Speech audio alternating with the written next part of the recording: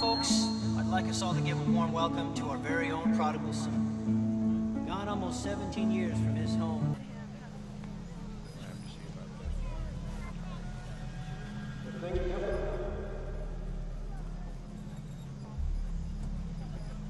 Gone are the days when each man can own his own little bit of heaven.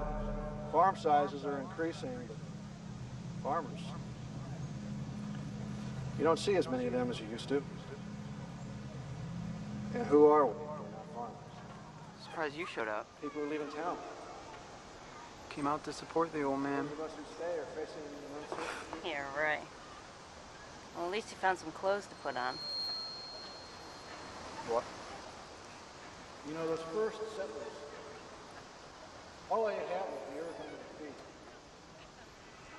Didn't you see us? I sure saw a lot of you.